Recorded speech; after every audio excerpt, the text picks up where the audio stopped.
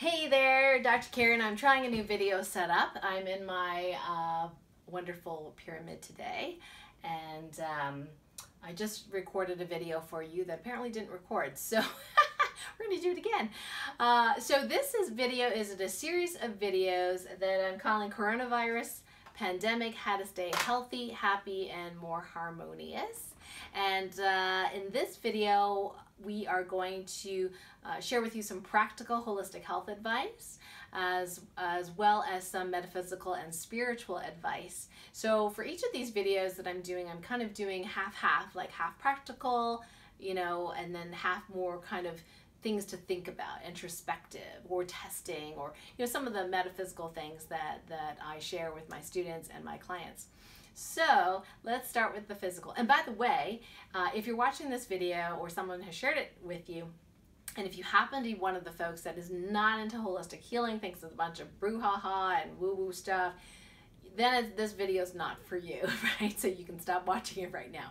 On the other hand, if you are interested in holistic health, how to stay healthier and happier holistically, that you believe that the mind, body, spirit has something to do with your physical health, then keep watching, because this might be really helpful for you. So the first thing we're going to do is some practical advice. Now you're going to love this. I used to teach this to my patients in the office, and as a medical doctor and acupuncturist, it was amazing how effective this particular technique I'm going to show you was in kicking out the symptoms of early cold and flu. So how this works is, this is from traditional Chinese medicine. There are very important acupuncture points on our bodies, and in one of the videos I recently uploaded, I showed you that the points at the back of the neck, by the way, this is a picture of the back of someone's body, in case you couldn't figure that out from my amazingly artistic talent. Anyway, so this is the back of a person. The back of the neck, gallbladder 20, are some of the wind points. And we taught in that other video how you can use phototherapy patches to activate that point for 12 hours a day, really just fortifying that healthy immune system function through using and utilizing these acupuncture points. So today, I'm going to show you how to activate the acupuncture points, the other wind point, which is on the back here. Okay, and I believe it's bladder 12, and those of you that are acupuncturists could certainly just type below in the comments on YouTube if you're seeing this on YouTube, and because I haven't memorized it, bladder 11 or 12 is what the other wind point is, back here. Okay, and the technique I'm going to show you is a really great way to activate all these wonderful acupuncture points here. And what I found in the past, if someone was going through cold or early cold or flu symptoms, like their kids are feeling a little feverish, a little runny nose, sneezing, slight sore throat, like at the very beginning of their symptoms, then using this technique is super, super helpful to increase the strength of your, what we call in Chinese medicine, your Wei Chi Field. That is the field, the energy field that helps protect you from the outer elements, so to speak, or the external environment. So in Western medicine, we would say a virus or something like that, right? In Chinese medicine, we would say excess wind or excess cold. Now, these are really, really helpful to kick out, in my experience, the early symptoms of cold and flu. So we are going to show you how to activate these acupuncture points. It's really, really cool. So there are these acupuncture points on either side of the spine, and we are going to have you stimulate either side of the spine, between the spine and the area of the shoulder blades, the scapula, okay, in this area. I like to do near the neck as well. So that's the area that we're looking at. So the question is, how do you stimulate it? Well, I'll tell you, the traditional Chinese way of stimulating it is using Gua Sha. Gua Sha is using a tool such as a Chinese porcelain spoon and ointment or liniment or cream. You're putting it so you have some slide or glide, and then you're actually literally taking the spoon, okay, and the edge of the spoon, and because it's rounded, the porcelain spoon's rounded, it's not sharp like a metal spoon would be, so it's rounded, and you would literally go up and down, up and down, up and down, on either side of the spine. Okay. And at first the kids might go, what's this? It's kind of weird, Mom. But after a while, they're like, that's nice. It's like a little massage, you know? So, and it's very, very effective. So what if you don't have a Chinese spoon? Many people don't. What we recommend is if you have a jar, like from a mason jar, for example, or a jar, an old jar of pickles, something like that, where you don't need, you know, no pickles are left in it. You can take that jar lid, because the jar lid has a rolled edge as well. It's smooth, it's not going to be sharp, so just make sure you can feel around the jar lid with your thumb, make sure there's no sharp edges, okay? You're going to put the oil or liniment or cream on either side. Now, if you use cream, sometimes it absorbs really quickly, so that's why sometimes we use oil, or just reapply the cream, okay? And then what you're going to do is just go up and down, just hold that so that jar lid, that rolled edge is on the skin, and you're going to up and down, up and down, up and down, probably like 15 seconds up to 30 seconds each side. And as far as how much do you press? Well, it kind of depends on the person. I think you can press as hard as they can tolerate. Now, with traditional Gua Sha, we're looking for, especially if someone's fighting an infection, we're looking for Sha to show on the skin, and that is a red mark, and it looks almost like a bruise. And when it comes out, the person says, ooh, that feels kind of burny.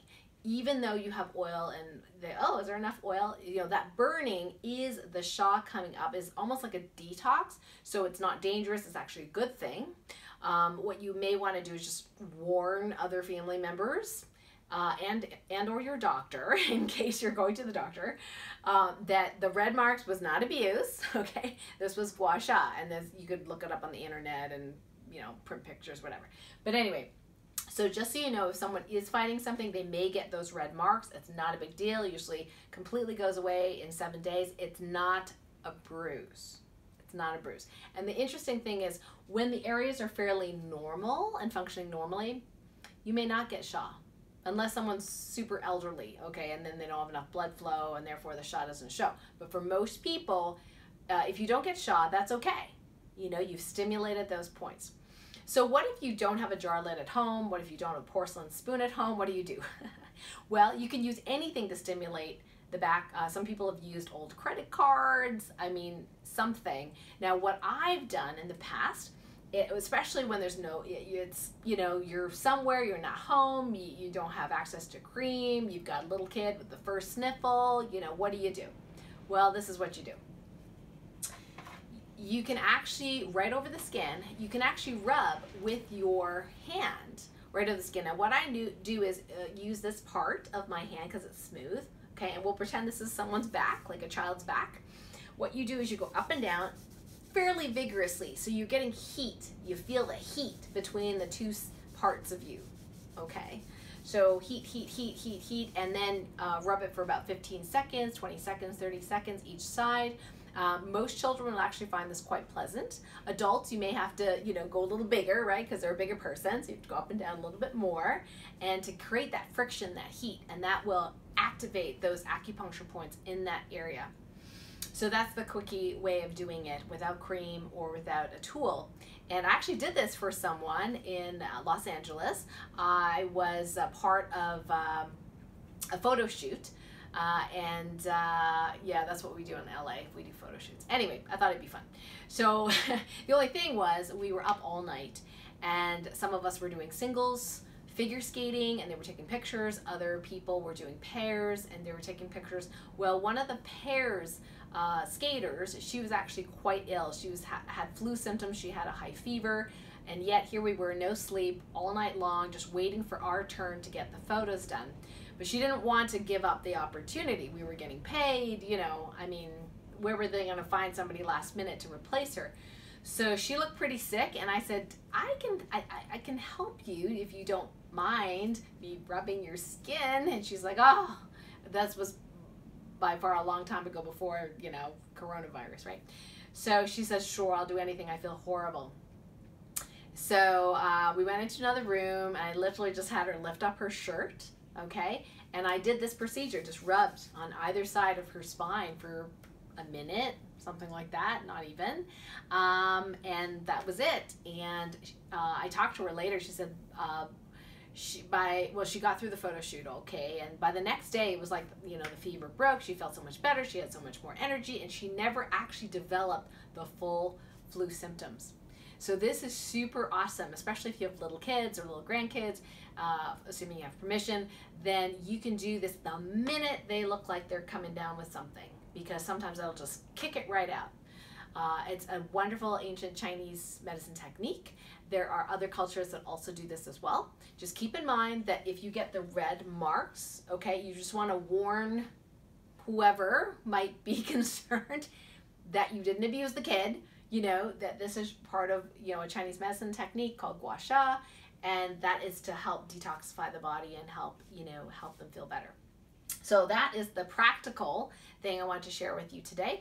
Now, the metaphysical and spiritual aspects of the coronavirus, how to, you know, stay healthy, happy, and more harmonious, has to do with today, which is March 20th, 2020, yes, is the idea of polarity. So what's polarity? Well, it's not polarity, it's polarizing is what I meant to say. And what that is that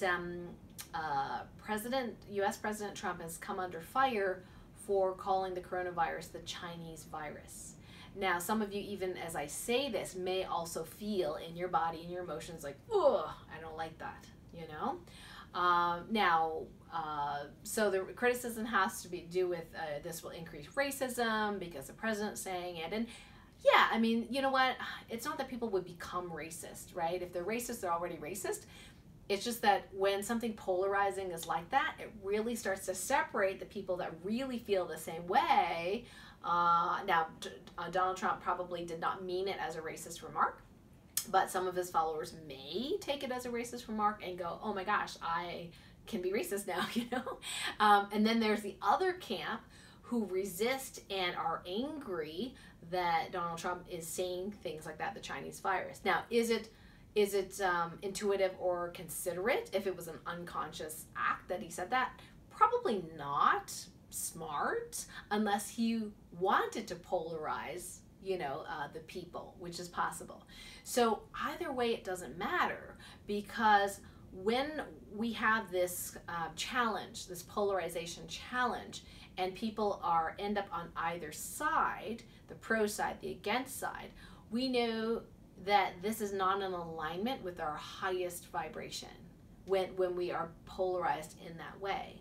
So if you are one of the people that have been upset or have been triggered by this, or have felt like, you know, this is really bad, or you're criticizing the president for being so inconsiderate or unconscious in his speech, whatever it is, okay? What I'm asking is that polarization is not the highest vibration. And so what I'm asking is for you to get back to neutral. So can we be in a place of unconditional love despite our initial reaction to that?